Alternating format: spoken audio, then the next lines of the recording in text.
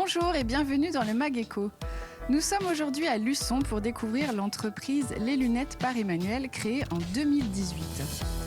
Dans son atelier, Emmanuelle Fouquet, lunetière de métier, dessine, crée et fabrique des lunettes sur mesure avec la volonté de répondre à votre demande tout en mettant en valeur votre personnalité.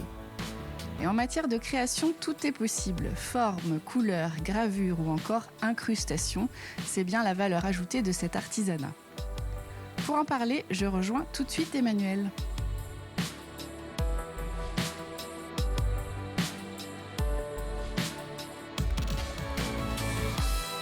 Bonjour Emmanuelle.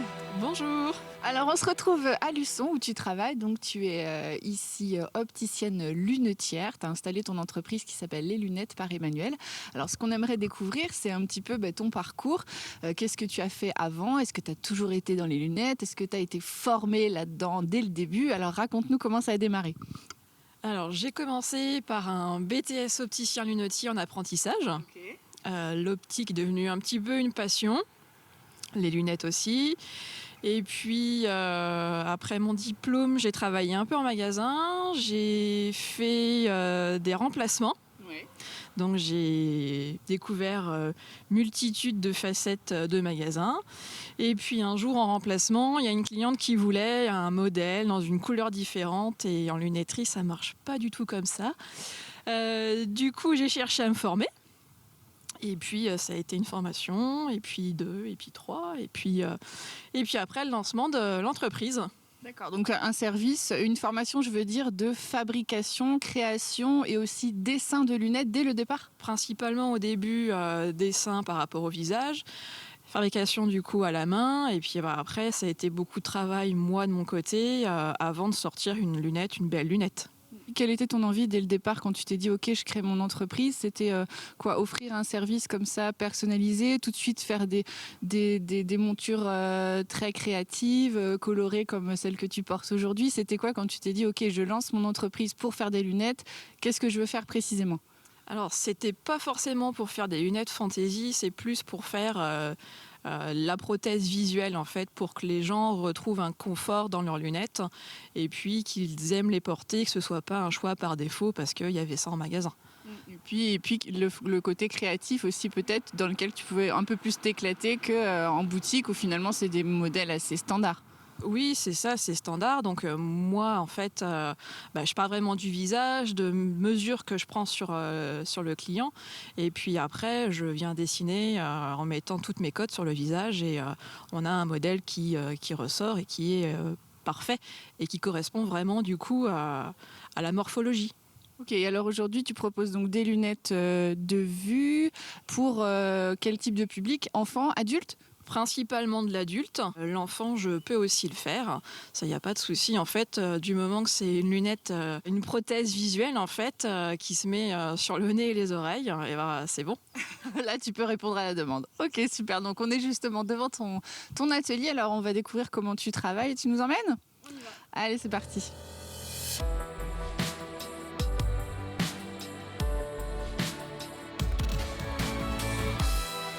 Alors voilà, on se retrouve dans ton petit atelier.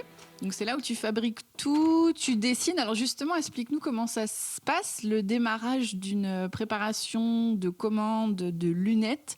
Ok, moi par exemple, je veux te faire une paire de lunettes. Donc tu peux venir chez moi, puisque tu viens à domicile. Et je ne sais pas du tout ce que je veux comme forme. Donc qu'est-ce que tu fais ? C'est là qu'intervient le conseil en visagisme. Moi, quand je rencontre les clients, je fais du coup plein de mesures sur le visage, sur la tête. Je travaille sur la photo en fait que j'ai pris du client et je viens mettre toutes mes cotes sur la photo et je viens dessiner en fait par rapport à ces cotes.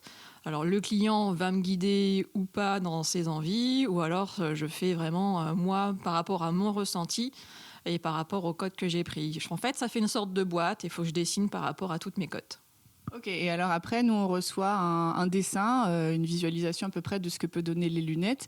Et ça, c'est peut-être, j'imagine, la première validation. Et la deuxième, ça va être le choix des couleurs, c'est ça ? Alors, les couleurs en général se font au premier rendez-vous aussi. Il peut en rester deux, et puis en fonction de la forme, il y en a une qui sera peut-être mieux avec telle ou telle forme. Mais effectivement, c'est bien ça. Le client va recevoir plusieurs formes sur son visage, vraiment des formes qui lui correspondent. Et après, c'est lui qui fait son choix. Il peut y avoir un détail qui peut correspondre dans une forme ou une autre, et des fois, on fait un mix des deux. C'est vraiment un échange et c'est de la co-création, hein. C'est vraiment un travail partagé avec le client et moi, du coup, qui suis en arrière.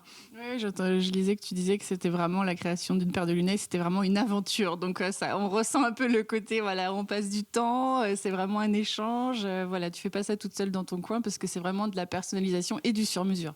C'est exactement ça. C'est une aventure parce qu'en fait, on n'essaye rien. C'est pas comme un magasin, on va essayer 15-20 paires. Non, avec moi, on n'essaye rien. Donc, c'est aussi un travail d'échange, de confiance. Et il y en a pour qui c'est vraiment l'aventure. Mais ce que j'aime, c'est qu'il y ait l'effet waouh, en fait, à la fin, quand ils les essayent. Ça, c'est vraiment la récompense, quoi. On passe tes lunettes et puis là, ils sont vraiment satisfaits de tout le travail que tu as fait. C'est exactement ça. Alors explique-nous par contre avec quel matériau tu travailles, parce que c'est un matériau assez particulier qu'on a devant nous. Alors explique-nous. Alors, c'est de l'acétate de cellulose, donc c'est à base de fleurs de coton et de pulpe d'arbre.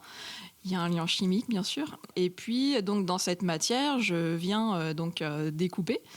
C'est une matière qui est un petit peu ludique, hein, donc il y a plein de couleurs. C'est aussi une matière dans laquelle on peut y incruster du tissu, y mettre du carbone. On peut aussi également faire du plaquage bois. En fait, c'est vraiment quelque chose agréable à travailler. C'est thermoformable, donc moi je le travaille et je vais chauffer un petit peu pour créer du coup le galbe, pour que ce soit vraiment à la forme du visage. C'est comme ça que ça se passe. Tu achètes des plaques comme ça de cellulose de différents motifs et tu vas venir couper dans ces matériaux-là. C'est bien ça. J'achète mes plaques en bande ou en demi-bande chez mes fournisseurs. Et puis, moi, pour le transport et montrer aux clients, c'est plus pratique d'avoir des labos. Donc, le format qui sert à faire, donc, du coup, la face. C'est ça, hein, le labo. Hein. C'est exactement cette forme-là, cette taille-là. Un labo ou un taquet dans notre jargon. Et du coup, ça sert à faire la face. Ok, d'accord. Et je crois que ce qui est pratique aussi, c'est que tu peux aussi la sculpter et tu peux incruster des choses aussi. J'ai vu que tu faisais ça. Alors explique-nous un peu quel type d'incrustation tu peux proposer. On peut incruster donc dans la matière, comme je disais, entre deux plaques en format sandwich, du tissu, du carbone, ça peut être des plumes, etc. Plein de choses en fait qui vont être poreuses. Donc la matière va vraiment prendre entre elles. Dessus, on peut faire un plaquage bois, on peut y mettre des strass, des paillettes. En fait, on peut y faire plein de choses. C'est ce côté-là qui te plaît, je pense, c'est la matière qui te permet au niveau créatif vraiment de proposer des choses très très différentes et très variées à tes clients. C'est bien ça, le côté en fait hyper diversifié de cette matière avec plein de couleurs et de pouvoir aussi demander des couleurs spécifiques aux fournisseurs. Ah oui, tu peux faire ça carrément. On te dit, écoutez, moi je veux du fuchsia avec du vert, du jaune, je dis n'importe quoi. Voilà, ok, on peut te trouver ça. Exactement. Ok, et ça s'achète, tu trouves ça sur des fournisseurs en France ? Alors oui, mon fournisseur principal est en France, dans l'Ain. Donc l'Ain et Jura étant le berceau de la lunetterie et de la plasturgie, donc l'acétate ne sert pas que à faire des lunettes. Ok, très bien. Et alors depuis que tu as lancé ton activité, comment ça se passe ? Est-ce que ton carnet de commandes est plein ? Comment tu te fais connaître ? Alors je me fais connaître par le biais des réseaux sociaux principalement, le bouche à oreille, ça c'est meilleure pub. Et puis après, quand je suis en exposition ou des marchés d'artisans créateurs. D'accord, et j'imagine, oui, le bouche à oreille, c'est la meilleure publicité. Quelqu'un qui est content de ton travail, il va en parler autour de lui. Et puis, ça t'arrive, j'imagine, souvent qu'on vienne de la part d'un tel. C'est un peu ça. Et puis, c'est souvent aussi, quand je fais une publication sur une monture terminée, en général, ça en déclenche une envie chez d'autres personnes. Et c'est comme ça que ça marche souvent. Mais par contre, effectivement, comme tu dis, c'est du sur-mesure. Même si moi, par exemple, j'adore ta paire de lunettes et que quelqu'un, que je veux la même, ce sera jamais exactement la même puisque de toute façon, ce sera personnalisé et moulé quelque part aux formes exactes de mon visage. C'est exactement ça. Je ne fais jamais deux fois la même paire de lunettes. Ah, c'est ça qui te plaît, j'imagine. Oui, c'est ça.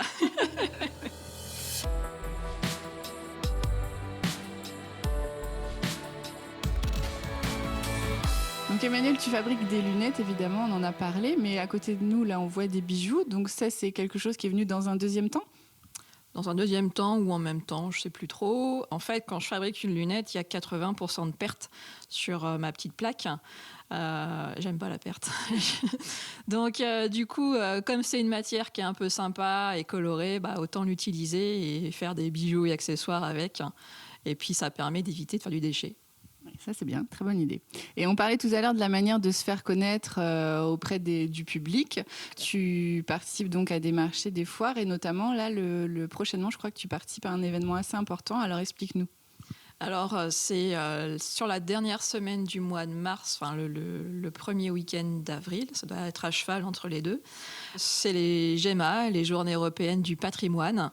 Donc là, c'est uniquement les artisans qui sont avec le label métier d'art. Donc la lunetterie, le lunetier en fait partie des métiers d'art. Donc là, je serai en expo à Saint-Benoît-sur-Mer, au Lapin qui fume. Donc on sera une dizaine d'artisans métiers d'art où on sera du coup regroupés pour le public. Et alors, est-ce que c'est la première fois que tu y participes ? Non, c'est la deuxième fois que je serai au Lapin qui fume, la deuxième année. Et sinon, il me semble que de mémoire, sauf l'année Covid, où il y a eu la petite pause, mais sinon, j'ai toujours participé au GEMA. Et donc, c'est très porteur pour toi, ce type d'événement. Depuis que tu y as déjà participé, ça t'a vraiment apporté de la visibilité, des nouvelles commandes ? En fait, c'est le moyen de faire connaître l'activité qui est peu connue. Et puis, c'est surtout l'occasion de faire les démonstrations. Donc, les gens, ils voient vraiment que c'est un travail manuel, qui a du temps à passer dessus. Donc, c'est surtout ça, en fait. Donc, oui, se faire connaître, mais c'est surtout montrer le travail de l'artisan et le temps. Donc, ça veut dire que techniquement, sur place, tu ne seras pas juste en train de montrer ta gamme de lunettes, le type de lunettes que tu peux proposer, mais on va te voir vraiment en train de travailler. C'est bien ça. Là, en général, sur place, je suis en train de faire une lunette qui est en cours, ou poncer, ou mettre des charnières. Voilà. Enfin, c'est vraiment pour montrer aux gens le savoir-faire. Merci Emmanuel, on est ravis d'avoir pu découvrir un petit peu ton savoir-faire de lunetière. Et puis donc, on encourage tout le monde à venir te découvrir au Lapin qui fume. Merci, à bientôt. Merci, au revoir.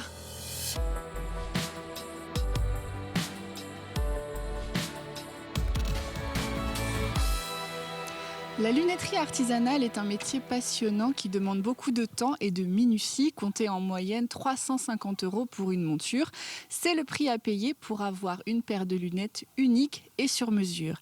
Mais comme le dit Emmanuel, des lunettes fabriquées en France, c'est bien, mais manufacturées en Vendée, c'est mieux. Merci beaucoup et à la semaine prochaine pour un prochain Mageco.